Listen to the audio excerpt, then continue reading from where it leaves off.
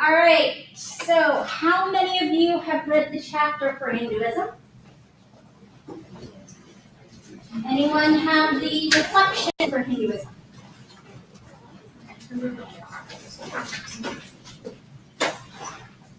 If you do not have it, please bring it on Tuesday.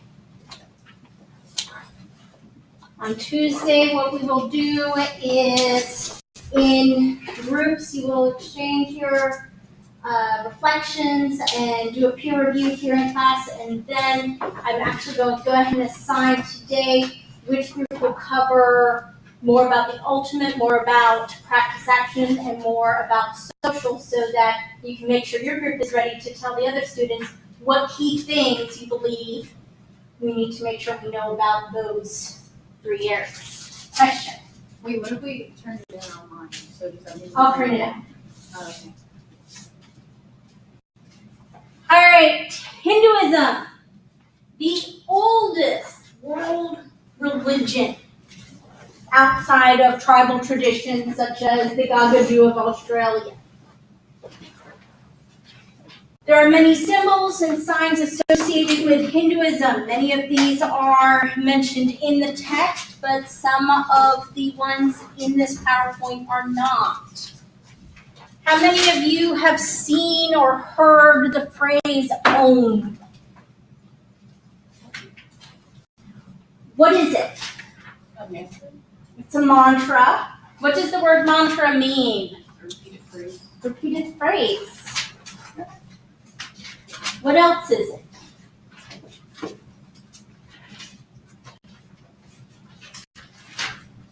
It's a sacred sound.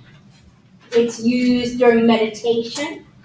It's considered to be the sound of the universe itself.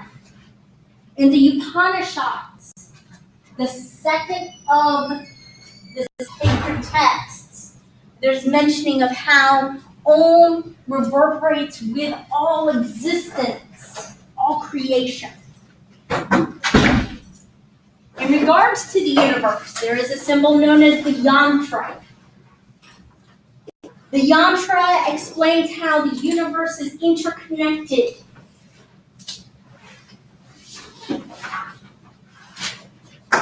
How many of you have seen lotus flowers? What do they represent, or what do you know about lotus flowers? Peace. Peace. Okay, what else? Balance. Balance. Beauty. Beauty. Which religion do you usually think of when you hear about lotus? Buddhism. But the idea of the lotus flower or the lotus position in yoga comes from Hinduism. Anyone ever hear of the Trishula? The trident of Shiva. It doesn't show up as much in the pop culture Hinduism that we see in the US, but it is a symbol of the great deity Shiva, held as a form of power. Interestingly, the trident does show up at times among other deities, specifically a goddess known as Kali, which we'll mention, if not today, in the next class and lecture. What about swastikas? What do you think of when you hear the word swastika? Nazis. Think about the Nazis. They rebranded the symbol. Just as we talked about how words can change meanings over time, and in different regions of the world, a word could have different meanings. Well, in this case, the swastika was misappropriated into the Nazi culture and rebranded with a new meaning. There are two forms of the swastika, both the positive that is shown in the PowerPoint here, and the negative, where it's reversed.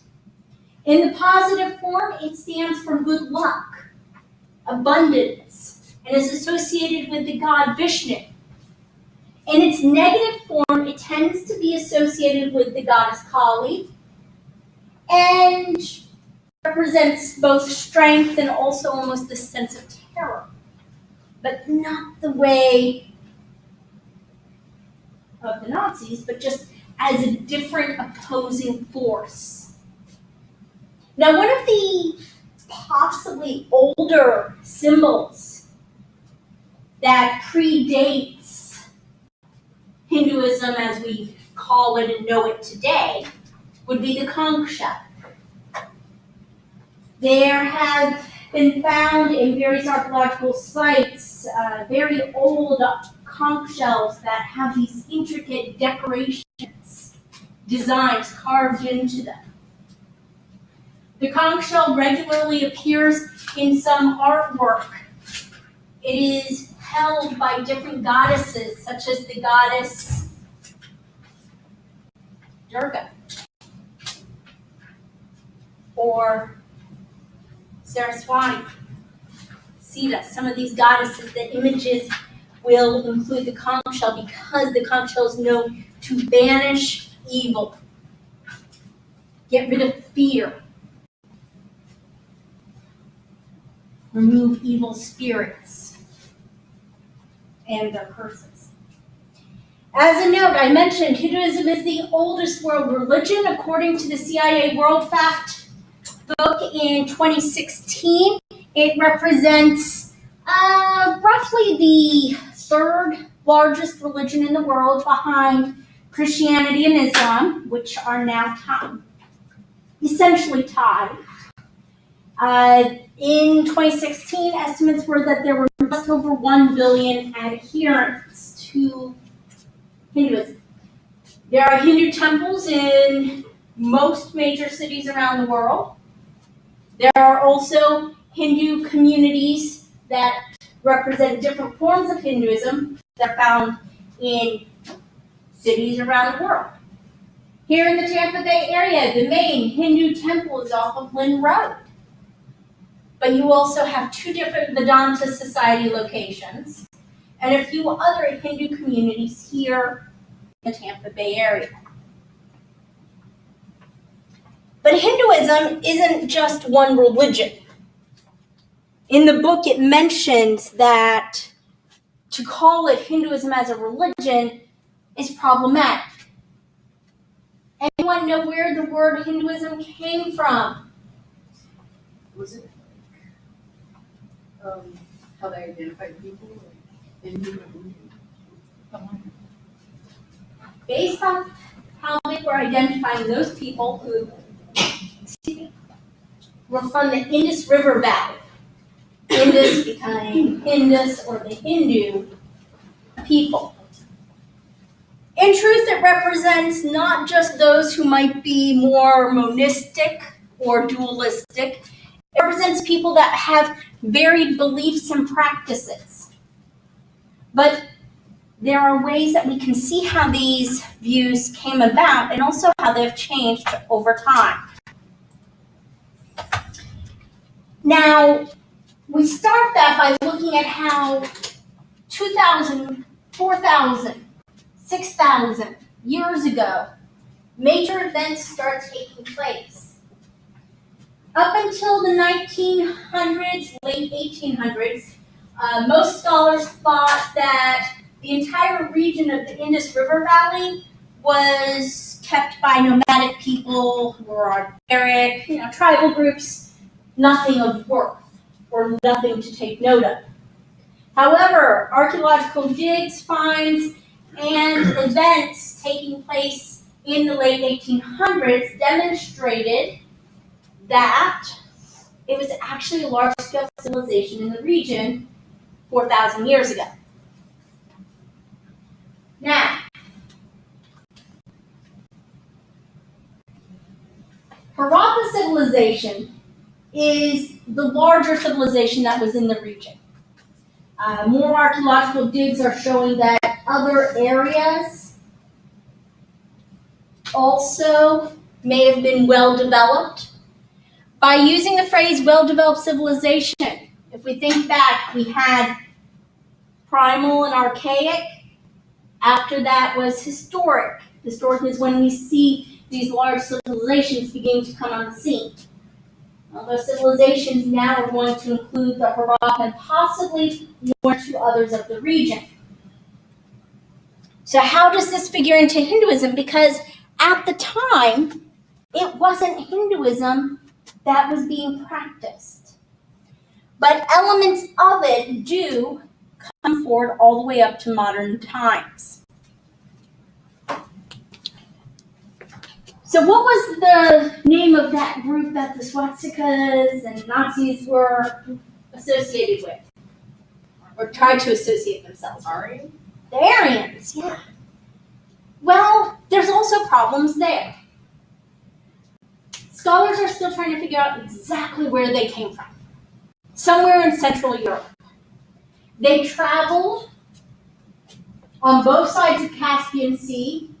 Newer research also shows they probably traveled on the other side of the Black Sea as well, interacting with the Greeks possibly. Some of the stories that trace back to the Aryan community have deities that are similar to deities of Greece. They also, interestingly, have deities that are similar to Norse or Celtic deities. When we talk about Christmas and Christianity, we'll actually come back to this notion of some of these early deities. Over the course of 300 to 500 years, you will notice that the dates on the PowerPoint and the dates in the book vary slightly here because there are different views on exactly when the primary migrations took place. The best ones are known to have been between about 2000 and 1700 BCE. Older scholarship said that the Aryans came in and completely decimated all those of the Indus River Valley region, took over, and nothing remained. But again, that was based on that previous research showing that these people were just small nomadic tribes.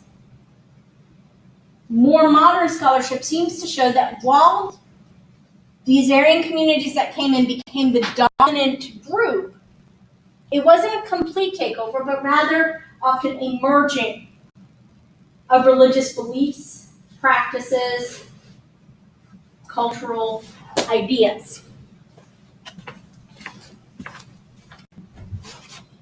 Now, the Aryans had previously been traveling and had an oral culture.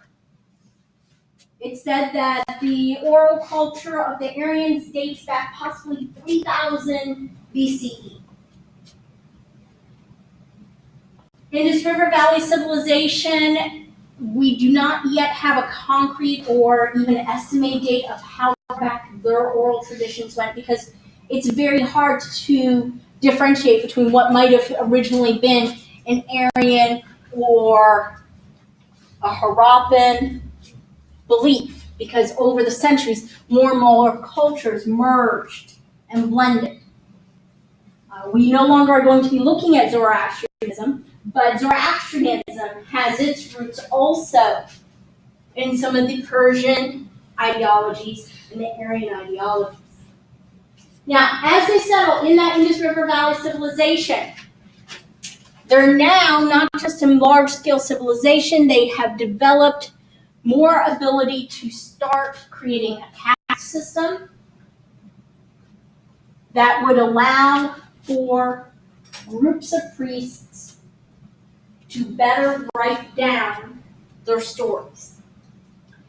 So between about 1500 and 800 BCE, the Vedas are written. Anyone know at this point what the Vedas are from your reading? Yes.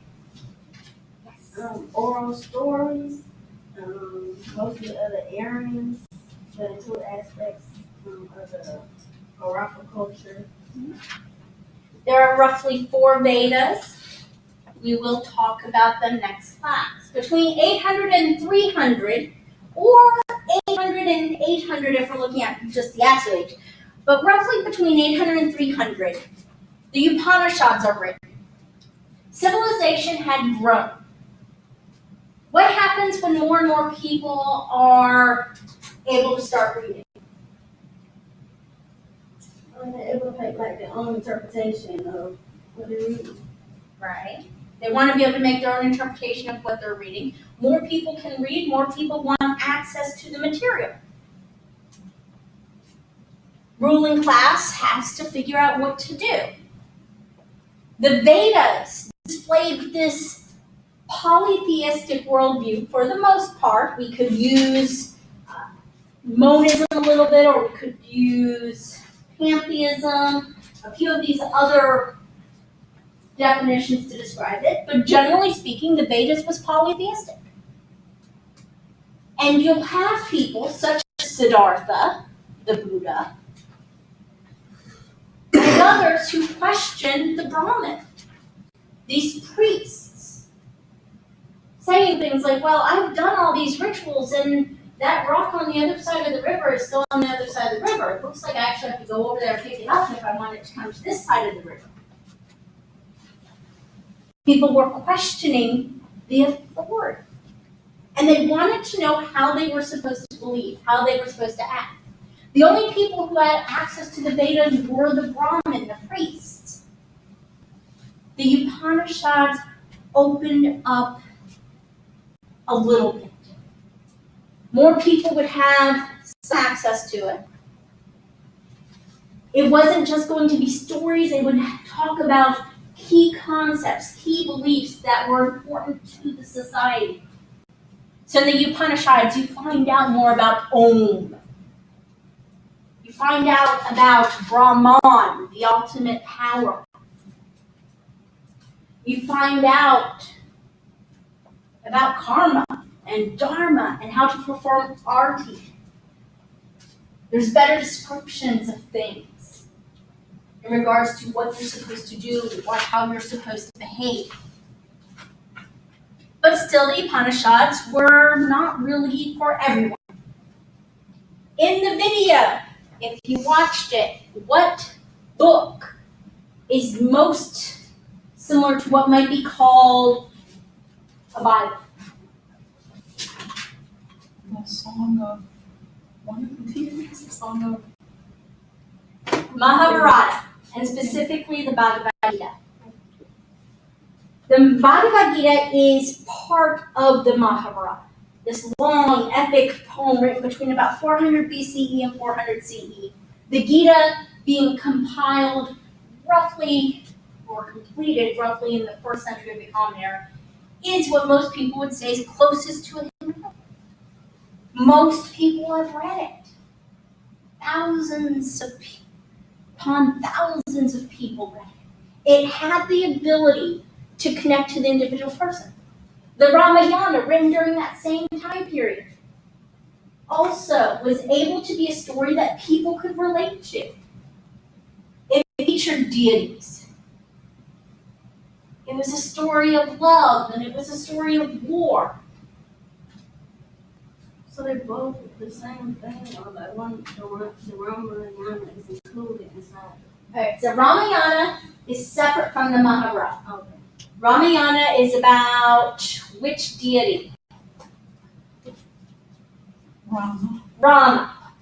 Right? Anyone know who the main deity is who's mentioned in the Bhagavad Gita? The most beautiful one. Yes, the most beautiful one. That is an accurate description. Most attractive one. Krishna. Exactly. So you have these deities or incarnations of Vishnu. Both Rama and Krishna are incarnations of Vishnu. And so there's stories that people see as taking place, as being able to connect them. And at the same time, teaching them important religious views, practices that align with teachings that were in the Upanishads already.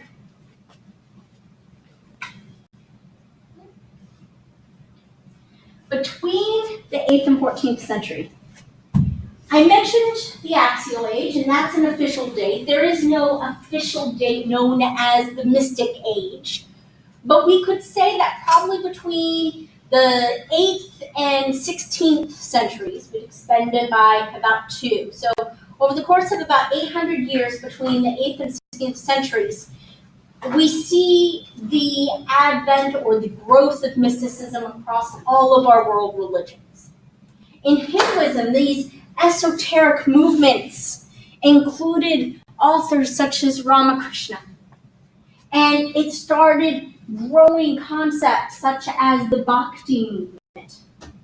This movement being one based on devotion, allowing for more people to have access to the ultimate, to the divine. The textbook goes into Bhakti movement. We will talk about that. Please make sure you read that section. Now, Hinduism is found in India. India has had relationships with other cultures and other religions over the centuries. One of those religions is Islam. And the relationship there is different depending on what time period you look at. Between about 1999 and 1226, the relationship was not positive. There were constant raids where Hindu temples were ransacked and their gold or their statues stolen, their treasures taken. And followers were at times killed or kidnapped. During that time, it was rough. The two religions could not work together. However, starting in 1526, when the Mongol Empire comes in, partially dependent on which leader was in charge, there was a general sense of religious tolerance. The idea that there could be respect between these two religious traditions. There were some time periods of oppression,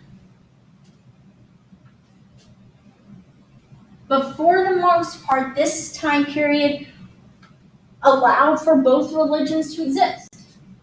Of course, under the Mongol Empire, if a person was not Jewish or Christian or Muslim, they had to try to find a way to connect with one of those three. And even if you were Christian or Jewish, you would have been paying a tax because you were not Muslim. We'll talk about that tax when we get to Islam in section 3. 1691, roughly, the city of Calcutta is founded by the British East India Company. Anyone in here know what the British East India Company is known for? Tea. What else? Or what goes alongside the idea of tea? Spices. All manner of different spices. This is the spice trade. The trading of spices from the Far East all the way across into Europe. And it was a massive business. British began to take control of a number of regions as the trading company grows and establishes itself. Takes over Bengal, Sri Lanka, the Punjabi regions, parts of what would be modern-day Pakistan. Soon, India itself becomes a colony of Britain. To the point where in 1876, Queen Victoria becomes the Empress of India. Now, Christianity and Hinduism didn't quite get along as well as Islam and Hinduism. You see, the Christian missionaries, one, thought that the Hindus were barbaric, polytheistic people who had no real moral compass. One of the best examples of that is the city of Varanasi. Varanasi, the city of death, located on the Ganges River. People will travel hundreds, 1,000 plus miles to go there to die. It is said that if you die in Varanasi, you are guaranteed entry into heaven. If you are merely cremated in Varanasi, you can enter into heaven. Varanasi is presided over by the god Shiva, the god of death and rebirth. The British missionaries couldn't understand a city that revolved around death. They did not approve of the crematoriums. The entire city was almost shut down. All but one of the ghats, the crematoriums there on the river, all but one of them had its fires destroyed, put out. It is said that Manakanika Ghat is the one ghat that did not have its fires put out during this time. Eventually, the Christian missionaries and the British that were controlling the region realized the importance of Varanasi. All right, there is a date that is bold. There are stars next to it, underline. What do you think that means? Remember it. It is important. All right, so that time period in 1800s where I said scholarly approach to studying religion changed and the idea of religious studies versus theology, these changes. 1893, the Chicago World Fair. Nikola Tesla introduces AC/DC current, plastic water bottles make their debut, and over the World Parliament of Religions, Hinduism, Buddhism are introduced to the West. For Hinduism, the speaker is Vivekananda. Vivekananda follows a Vishnu/Krishna tradition when he is first coming. He is a Vishnavite, but a slight variation of it. He introduces Hinduism not as some barbaric group, but as a religion that is steeped with tradition, with sacred rituals and sacred practices and sacred beliefs that go back thousands of years. Within 2 years of his speech, he forms a society known as the Vedanta Society, focusing on Krishna. The Vedanta Society is found, well, as I mentioned, here in the Tampa Bay area. It is one of the biggest outreach societies of Hinduism that exists. Did anyone watch the video, Essentials of Faith, Judaism? Or, I'm sorry, not Judaism, Hinduism. In it, they show the Vedanta Society in Britain. They talk about the meaning of the cows and the ox. It also mentions how there is a music group from Britain and a specific person in that group who actually donated the manor to the Vedanta Society.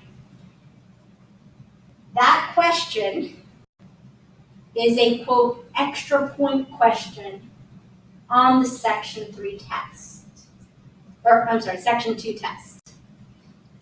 So it's knowing who it was who donated the manor to the Vedanta Society in the video Essentials of Faith. All right, moving into the 1900s.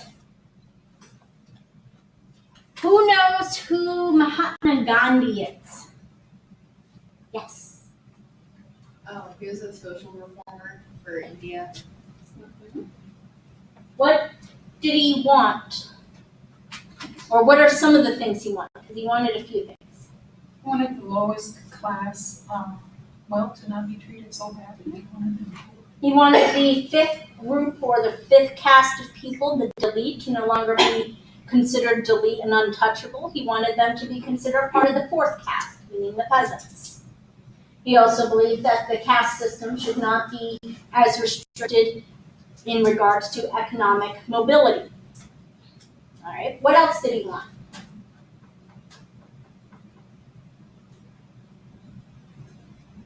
He wanted the independence of India, but through peaceful means.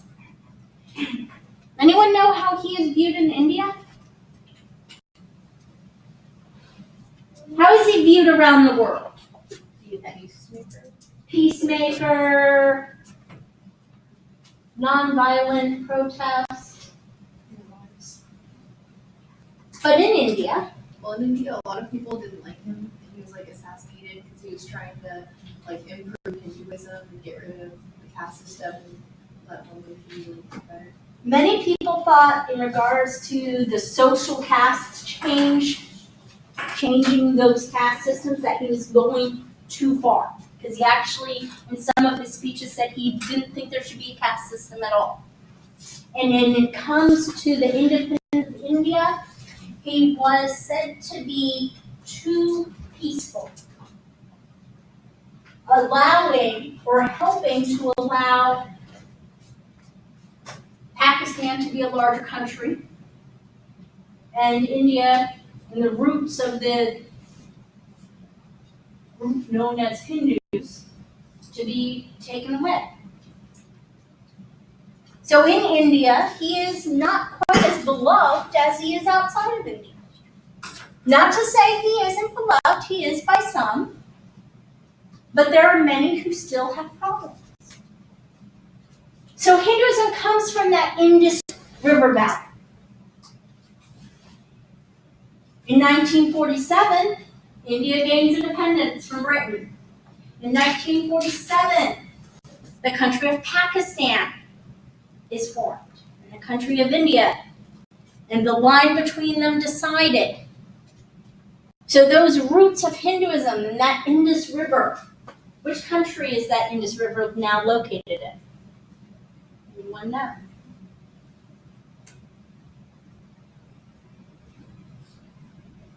It's not India, it's Pakistan. There are Hindus that live in Pakistan who believe that where they live should be considered part of India. There are Muslims who live in India who believe that where they live should be targeted as Pakistan. And there's another religion that we actually are no longer going to discuss in this class, known as Sikhism, that exists in the Indus River Valley region, in the Punjabi region, that wishes to be a separate country altogether.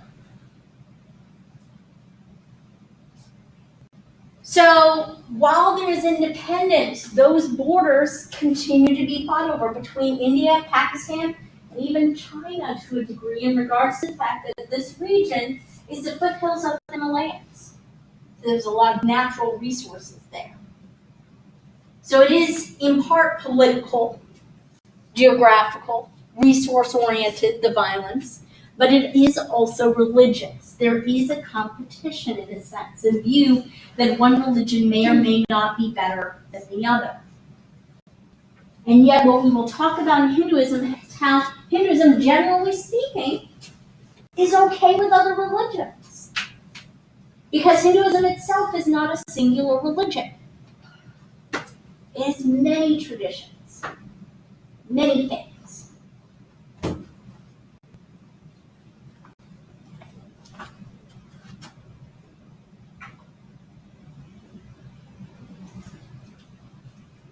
So if it's many traditions, many things, how can we understand what the basic worldview is?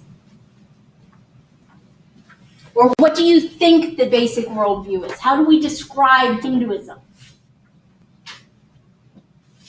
Well, there's two, right? There's one view that we think that we are essentially, people are God. That's the Brahmin portion. The other one,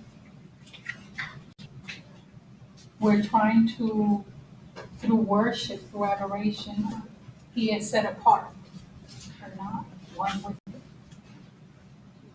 There's a notion that we may be, as aspects of God. There's a notion that we have to worship or give reverence to a particular God. There's a notion that there's many gods. There are a lot of deities in Hinduism. Gods and goddesses and random other beings that make appearances. In your textbook on page 137, would somebody like to read what it states for the ultimate reality? Down at the bottom? Mm-hmm. What is ultimate reality? Monistic Hindus believe that Brahman is the supreme unitary reality, the ground of all being, understood as Differentiated. undifferentiated and without attributes. Brahman manifests itself as the world in all its particular forms. Thus, all things are inherently divine. Humans are unable to apprehend this ultimate reality because of attachment, delusion, and identification with the limited ego self. For dualistic or devotional Hindus, ultimate reality is typically understood to be fully embodied in a deity such as Vishnu or Shiva. Alright, so we have the notion that it could be monistic. What does monism mean? Does anyone remember? Or pantheism? One God. All is one. No? Or one head God? One ultimate power. Okay.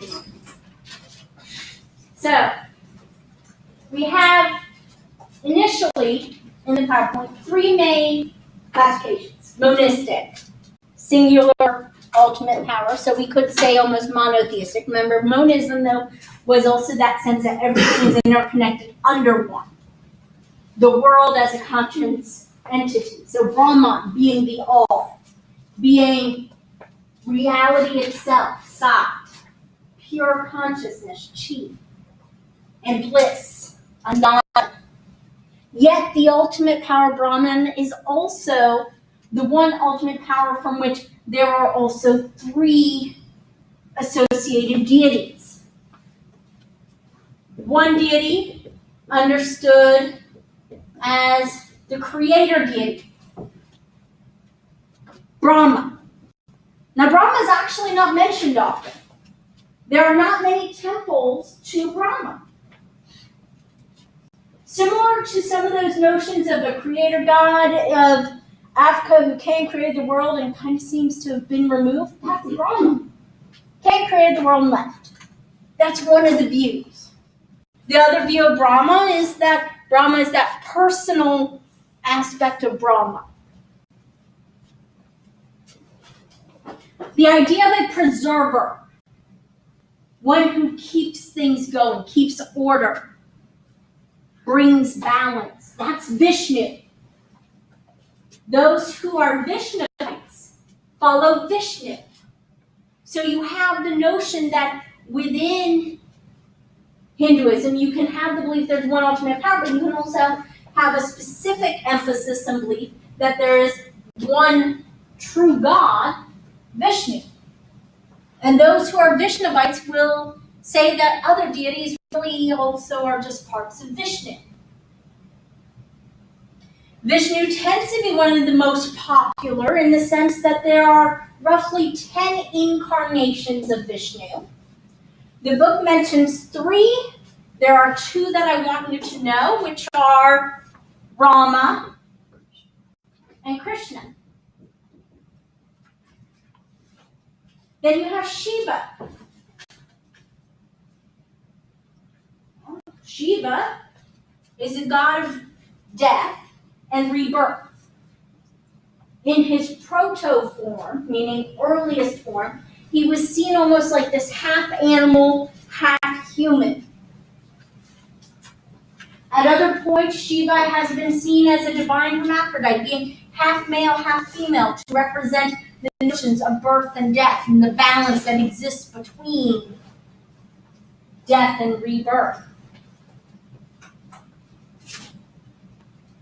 So we could use henotheism. Many gods or goddesses, but one ultimate power. But you also notice I have agnosticism up here. We'll come back to that one. But it has to do with what questions of ultimate concern will or won't be answered. So going back to the ultimate power, how do we get to the ultimate power? If you look on page 93 in the textbook,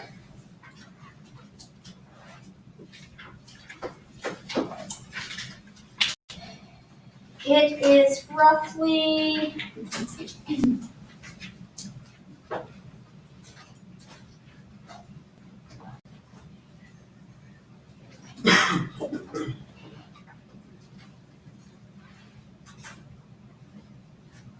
so if we read through where it talks about one divine reality, many gods.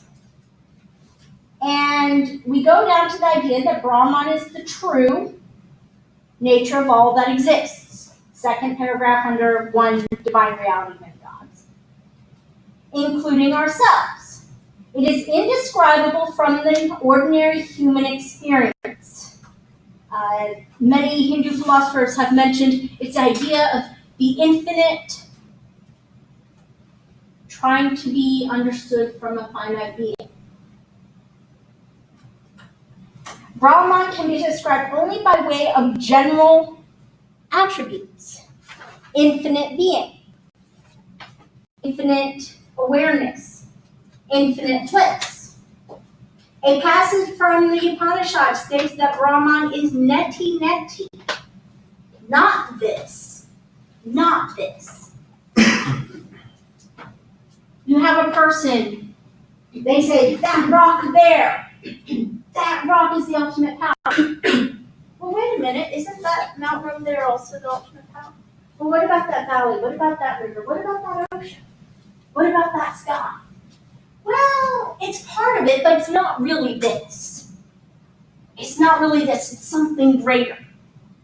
It's akin to being in a box, and you get the view that there's something greater, and you have a choice to see that something greater. And sure enough, the inner box is removed, and you see something greater until you realize that you're still in the box, there's always something greater. In the video, there's a quote, and the way it is phrased in the video, it's actually a quote of St. Anselm. It is an idea that goes hand in hand with this concept of neti neti. The ultimate is that than which no greater can be conceived. To conceive of it would be to limit it. To limit it means that you're not actually describing it. A finite being attempting to explain that which is infinite, above, beyond. In this sense, you have a transcendental trait to Hinduism. While at the same time, so much is based on this world, you have almost a cosmological view. Hinduism allows for all these different concepts. There's philosophical Hinduism that essentially will deny all of these deities, but still sees the world as sacred and finds value in the sacred stories and myths. There are those who only worship Vishnu. There are those who only follow Krishna. There are those who worship Shiva, the Shaivites. Each person finding the path that will take them to what they believe is the same summit, the same ultimate experience. So again, the Trimurti is what we name, or the name given to these three main deities. Brahma, the creative force. Vishnu, the preserver. Shiva, destruction and rebirth. Now when it comes to Rama, which sacred text discussed in the book that I want to make sure you are prepared to discuss on Tuesday, is Rama associated with? It's the one, you just said. The Ramayana. Ramayana. And Krishna is associated with the Gita. What is that? I'm not going to require you to say Bhagavad Gita. You can call it the Gita. Now, there's one other deity that's associated with Shiva that you will be asked about, and that is Ganesh. Anybody know who Ganesh is? Elephant deity, yes. Anyone remember or know how he got the head of an elephant? So his, Oh, I just remember part about how his daddy his head got lost or cut off or something, so his dad replaced it with the elephant. So Shiva has a couple of consorts or wives. His main wife is Parvati. And Parvati was at home. She was taking a bath. Her husband Shiva had been away for a while. Shiva returns, and blocking the gate so that he could not get into the house is this young boy. And the boy will not let Shiva pass. I'm Friday, she's my wife. He says, you will not pass. Well, you don't talk to Shiva that way, so Shiva takes his trident, his sword, and off with the head. Walks in, finds his wife Parvati in the back, was about to say something, but all of a sudden she says, oh, so you met your son. Oops. So he orders his men to go find the first head that they can find. And it happens to be the head of an elephant. So Ganesh has the head of the elephant. Now, interesting, and this shows up a couple times in Hinduism. You have this person, this deity, Ganesh, who was an obstacle for Shiva. Shiva could not get to Parvati. Yet Ganesh is known as the deity that removes obstacles. Most ritual, most altars, even people who are Vaishnavites, often begin their prayers with a prayer to Ganesh. Most altars include a Ganesh figure, this little elephant figure. Because the thought is you want to get rid of any obstacles to your prayers, any obstacles when you are doing your rituals. It's a neat little story. Now, last one we're going to talk about are some goddesses. There are many goddesses. In the video, it mentions Shakti and Mahadevi. In the book, it mentions goddesses. Well, you should know that the feminine divine is most commonly known as Mahadevi or Shakti. But there are actually two goddesses that may show up on a text. they're not all one and the same, but different versions. They're all versions of Shakti or Mahadevi. And Mahadevi is technically a form of Brahma, but is not included in the term. If you listen to those of the Vedanta Society, such as the gentleman who's in the video Essentials of Faith, he will use Shakti as one of the Trimurti instead of Brahma. Except Brahma is not really revered much, but traditionally the Trimurti is those three gods. So Durga is one of the versions of the goddess. She's She's bathed in light, beautiful. She carries lotus flowers. She sits in the lotus position, top tiger. She has the conch shells. She's bathed in light that is said to be so pure that it can sway people away from evil and towards love and compassion. There's actually a 7 to 9 day festival known as Durga Puja, where people give homage and worship to the goddess Durga. So she does destroy evil, but she just destroys it with goodness, with love, with pure light. On the other end of the spectrum is Kali. Anyone know who Kali is? Or ever hear of Kali? She's a very dark and dangerous goddess. She's not evil, though. She is not evil at all. However, she does enjoy destroying those who have done wrong.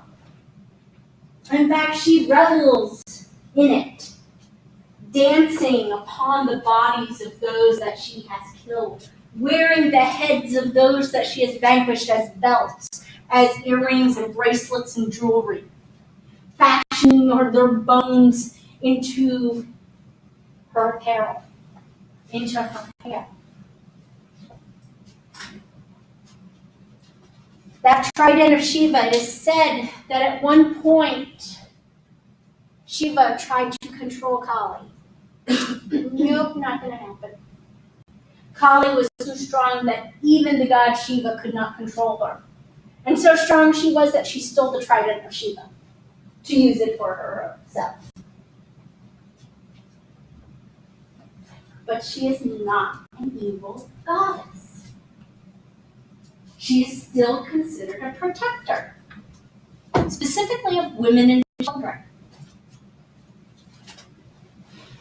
Though it's said, do not call on Kali unless you are ready to pay for the wrong that you have done. There's a legend that a small village existed, and it was about to be attacked by some outsiders. And the people of the village prayed to Kali to protect it. And Kali came, went into battle, slaughtered all of the invaders, and also up to about half of the men of the village. The women, crying and upset, asked Kali, why did you do this? Well, it was their fault these invaders were coming to begin with.